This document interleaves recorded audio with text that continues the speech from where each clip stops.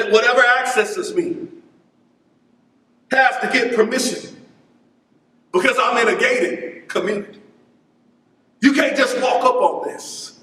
No, you can't just walk up on this. Trouble can't do it. Sickness can't do it. Depression can't do it. Fear can't do it. You can't just walk up on this property. COVID-19 just can't do it. The coronavirus just can't do it. This is God's property. You are God's property. From the crown of my head to the sole of my feet. This is God's property. In fact, if you're not even fighting me, devil, because the battle is not mine. It belongs to the Lord. Because I'm capped. And when you understand that you're capped, you understand that this fight is not even about you. It's between Satan and God. And you're just in the middle of it. If the enemy comes, he has to have permission to do it. And Paul says, it was given to me. A messenger of Satan, a thorn in my flesh, a messenger of Satan sent to buffet me. Now, whatever he is trying to do in my life is bigger than what he used to buffet me. I need you to understand that today. Whatever God is getting ready to do in your life is bigger than the little thing that he sent to buffet you. And so what I need you to understand is this. The victory is not in getting rid of the thorn. I need you to understand it. The victory is not in you getting rid of the thorn. The thorn is a blessing to keep you from some enemy that is worse than the thorn. The thorn is how God treats you to balance you. The thorn is how God and what he uses to stop you from getting so impressed with yourself, to stop you from thinking that you're so such and much. He said, if I'm going to bless you, and I'm going to bless you so much, that if I didn't break you somewhere, the blessing in your life is going to be so great. It's going to be huge. It's going to be dynamic. It's going to be a supernatural blessing. But he said it's going to be so big that if I didn't do something to balance you out, you would get beside yourself. And then you might be prideful. See, that's what's wrong with a lot of people. They may come from nothing and they come up and then they get prideful and forget where they came from. And that's what we have a lot of that going on in society today. They've forgotten. They forgot what God brought them through. And now they think themselves above others and they're self-righteous and they're full of pride. And that's why he sends the thorn. So that you won't be that person that gets on your nerves, that you talk about, that thinks that they're so such. Yeah, I know about it. See, that's one thing about the Faith First household. I'm going to keep it real with you. I'm going to keep it 100. I'm going to tell you the straight up truth about what's going on. I know how you feel. I feel you. I have to deal with them too. I think some of the same thoughts that you think. But he says, I don't want you to be prideful. I don't want you to be arrogant. I don't want you to be high-minded. So he says, you know, I hate pride above everything else anyway. Yeah. And so he said, I'm going to bless you. But in order to stop you from being so proud of yourself, he said, I'm going to give you something that makes you drop your head. I'm going to give you something that humbles you. I'm going to give you something that bothers you. And so this morning, I want to spend some time talking to you about the thing that makes you. Yeah. I want to talk to you about the thing that makes you drop your head. Yeah. Because we all got something that makes us. You look nice today. Oh, thank you. This ain't nothing. Ooh, that's a nice car. I like that car. Oh, yeah, that's a little something. Oh, I like that house. That house is nice. Oh, yeah, thank you. Oh, man, you got the job? Ooh, what a blessing. I can't believe that you're working there. Look at this office. Yeah, this is nice. I want to talk to you about the thing that makes you drop your head.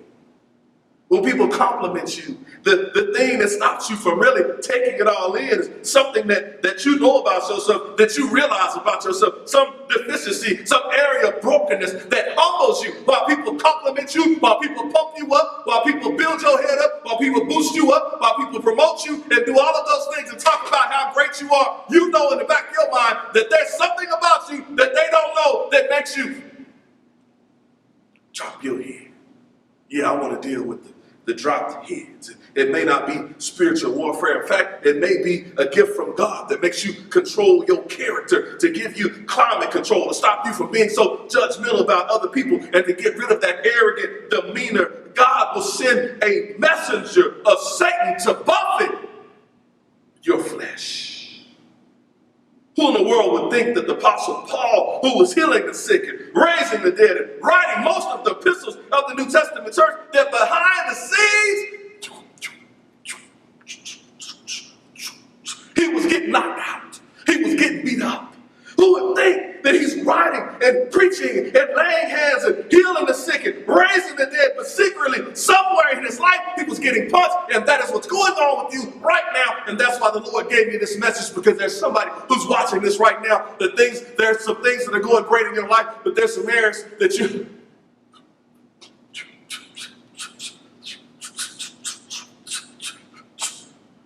and you don't know what to do, because you've been taking blow after blow after blow.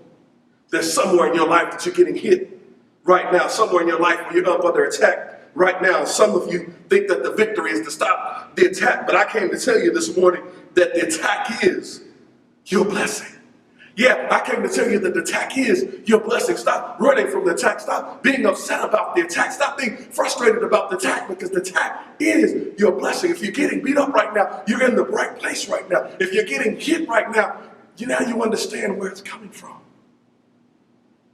And when you can understand where it's coming from and the purpose of the attack, then you can begin to have victory in your life. Because now you're informed and you have an understanding. And that's what I'm after today. I'm not making light of the fact that you're getting hit. I'm not making light of the fact that you've been taking blow after blow. I'm not making light of the fact that you're weary and you feel like giving up and you feel like throwing in the towel and you feel like you can't take another punch. I'm not making light of that. I understand. I feel you. I'm tired too. But what I'm telling you is don't quit. I'm telling you is that God has something that's so much bigger than you.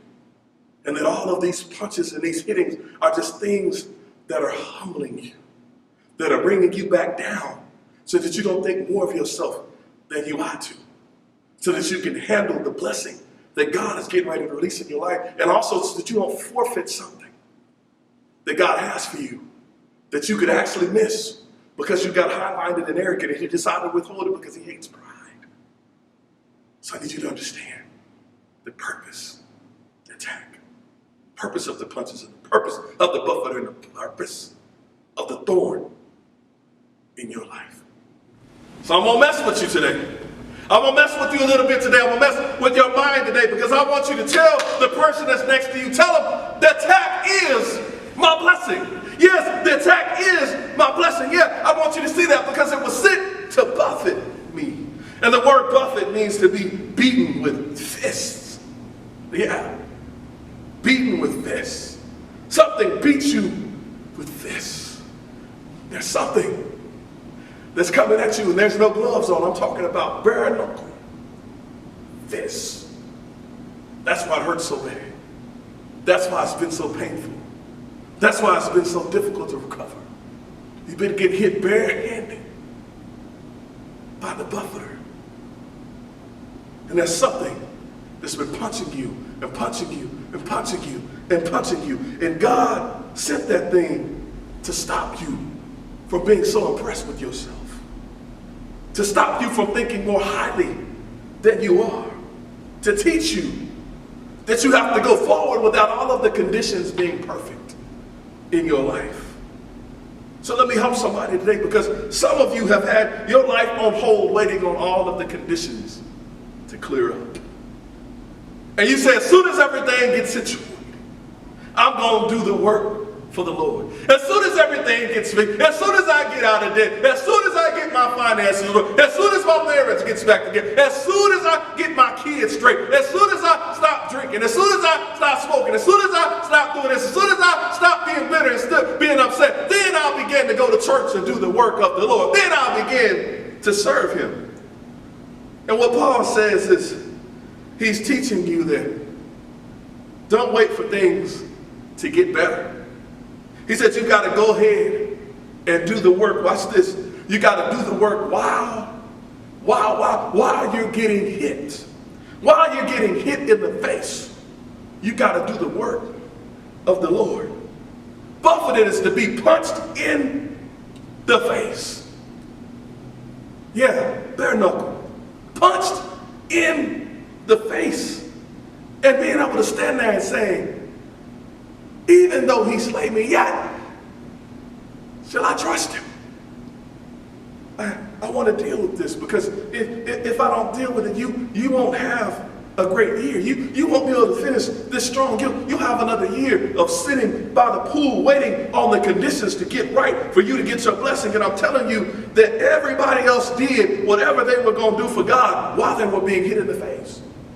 Do you not think us as pastors don't get hit in the face when we're bringing you this word week after week, Bible studies and sermons and prayer meetings and all of those things? Do you not think that we're not still dealing with life? We don't get to just sit down and say, when things get better, I'll bring it to you. And you may say, well, that's you. You're a pastor. You accepted that call. But I'm going to tell you that we're all servants of the Lord, and he expects us all to serve him.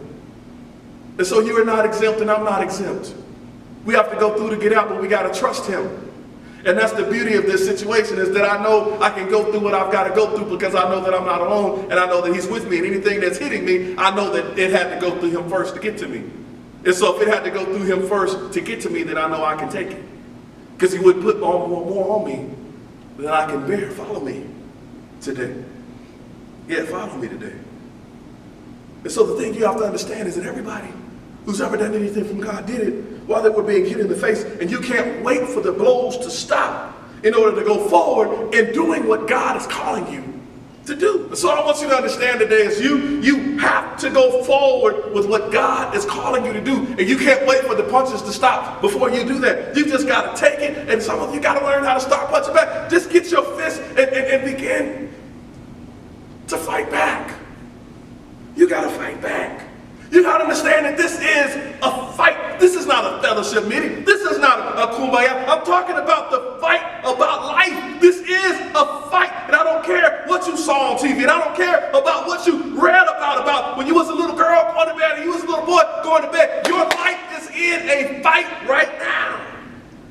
That's why the first sound that you made when you came out of your mother's womb was a cry. You have stepped into the biggest fight of your life. The biggest fight of your life. And right now, you are in the biggest fight that you'll ever have in your life. Being in the midst of this pandemic has been hard. And you're in a fight. And you don't know what to do. But now you got to knuckle up because you got to be ready for the fight. It's a fight for you to be free. It is a fight for you to be whole. It is a fight for you to keep your house together. It's a fight for you to hold yourself together. It's a fight for you to keep your children together. It's a fight for you to even raise your children. It's a fight for you to get your degree. It's a fight for you to hold down your property. It's a fight for you to keep your kids and your family together. It is a fight not to go crazy. It's a fight not to throw in the towel. It's a fight not to go off on people and tell them everything that you think and give people a real piece of your mind and let them have it when they talk ignorance and foolishness. It's a fight. It is a fight not to lose your mind. It's a fight not to walk away. It's a fight not to run away. It is a fight that you are in your life right now. And you cannot throw in the towel. And you cannot walk away. And you cannot give up. And you cannot stop believing God in the middle of this fight. I need you to start a rumor right where you are. I don't care if you're in the kitchen, if you're in your living room, if you're in your bed. You need to start a room and let everybody know it's a fight. Just tell 5 people it's a fight. It's a fight. It's a fight. It's a fight. It's a fight. It's a fight. It's a fight. It's a fight. It's a fight every day. Don't let my smile fool you right now. It is a fight. Don't let what I'm driving fool you. It's a fight. Don't let what I'm wearing fool you. It is a fight. I don't care where I live. It's a fight. I don't care where I drive. It's a fight. I don't care where I work. It's a fight. I don't care how much money I make. It is a fight. I don't care what my talent is. It is a fight. I don't care what my gifting is. It's a fight. I don't care what my ministry is. It is a fight. I don't care what my business is. It is a fight. It is a fight. It is a fight. It is a fight. It is a fight. Every day I go to work, it's a fight. Every sermon is a fight. Every day it's a fight. It's a fight. You're in the fight of your life. And you've got to be ready. That's why I came to church this morning. Because I'm trying to get ready. If the guy who wrote the Bible is getting hit in the face, then you know the ones who read the Bible are going to get hit in the face. We're not exempt. And that's why I think what he said is so profound. He says, I ask you to move it 3 times. I asked you, Lord, to move it 3 times. I don't know what the thorn was. I don't really know and I don't care. Some people say that Paul was almost blind, and some people said he had a physical infirmity, and some people said it was other things, and they guess, and the Bible doesn't clearly tell you what it is. Because it really doesn't matter what it is. No one cares. No one cares what the thorn is when you're getting hit in the face. Doesn't matter who hit you. A punch is a punch is a punch. And I think we focus so much on where things come from that we miss the point. Let me tell you, what you learn as you get older and get more seasoned in life is that it is what it is. Whether it came from the right or it came from the left, whether it came from this or it came from that, an attack is an attack is an attack, and wrong is wrong is wrong, and sorry is sorry, and hurt is hurt. What hurt you is not what hurt me. What hit you may not be what hit me. But I guarantee you, everybody who's listening at the sound of my voice right now, today is getting hit in the face by something. Your hero, you know, the one who you're trying to be like, that person that you look up to and you think so much about and you wish you were them, I just want to give you a news flash and let you know they're getting hit in the face too. That person that you're secretly jealous of and hating on, I just want to let you know that they're getting hit in the face too. That they're going through just like you are. Your spiritual fathers are getting hit in the face. Your pastors are getting hit in the face right now. Your parents are getting hit in the face. Your brothers and sisters that you don't get along are getting hit in the face right now. Your best friend is getting hit in the face. That person that's married and you wish you were, they're getting hit in the face right now. I just want you to understand that everybody is getting hit. And nobody's exempt from the punch. And I think we ought to tell you about this as pastors, because some of you are waiting for the coast to be clear. You're saying, when things get straightened out, I'm going to do this, and when I get everything right, I'm going to get married. And when I get everything right, I'm going to minister. When I get everything right, I'm going to help people. When I get everything right, I'm going to teach it. And I'm going to tell you, if you're going to wait until everything gets right, you're going to die waiting. Yeah, if you're waiting on everything to get right, you will die waiting. You're going to die sitting on the bench talking about shoulda, coulda, woulda. Yeah. So you need to get in this fight. I don't care if you got to come hopping on one foot. Everything I have, such as I have, Lord, I give to thee. I don't care what you have, in spite of the bruises, in spite of the lacerations, in spite of the cuts and the insecurities and the fears. God is going to move you so that you can fight. But he's not going to move your discomfort. Because this is a fight. He's not moving your discomfort. He's not moving the things that pain you. He's not moving the things that upset you and frustrate you. He's not moving that, because this is a fight. And God sent the discomfort for you to practice your punch. He sent you something to have to work on your insecurities. to work on your anger. Yeah, to work on you. He sent you something to work out your childhood, and to work out your marriage, and work out your debt, and work out your finances, and work out your attitude, and work out your tendencies and your dispositions and your perceptions, and to work out your pride. Yeah, he sent you a little something, something. He sent you something to work out having a child in prison that you can't do nothing about. Yeah, because everybody has something in their story that gives you pain in the middle of the night. Yeah, I know. See, I told you, we keep it real here in the Faith First household. Everybody has something that gives you some fresh pain in the middle of the night. Yeah. You know what I'm talking about? Where are my real people at on Facebook and YouTube and on TV? Where are my real people at that admit, Pastor, you know, you right out. Yeah, you are right. There's something that gives me pain in the middle of the night. And I never could figure out why, and I was embarrassed about it. But now I'm getting some understanding today about this situation. That's all I need you to understand. Beautiful people have it. Rich people have it. Poor people have it. People in shape have it. People with muscles have it. People out of shape have it. People who don't eat right have it. I don't care what your assets are in life. God will always balance it out with liabilities. I don't care how many assets you have in this life right now. It doesn't matter how many assets you have. God will balance it out with liabilities so that you don't think so much of yourself. And Paul said, I prayed 3 times for you to remove it. I asked you to make me comfortable. I asked you to make me comfortable so that it would be easier. And I don't know who it is, but somebody, you just been asking God, would you lighten up? Would you just lighten up in 2020? Would you just lighten up in this season in my life? Would you just lighten up during this time of difficulty? Lord, I'm going through so much. I don't know whether to look to the left or the right. I don't know whether to look up and down. I don't know how I'm going to make it. I'm just trying to get by hour, minute by minute. I'm not even trying to go day by day. I wonder, would you just lighten up on me, Lord? And he says, I said this to buffet you. I said this to bring you down a notch. I said this to make you uncomfortable. I said this to shake you up a little bit so that you would be humble, so that I can use you, and so that I can keep you from something that was going to mess your life up. Yeah, that's what this is about. There's something that if you weren't humble, there's something that if you weren't dropped down a notch, there's something that if you didn't have that fresh pain, there's something that you would think more of yourself and you would ruin your life if he hadn't said.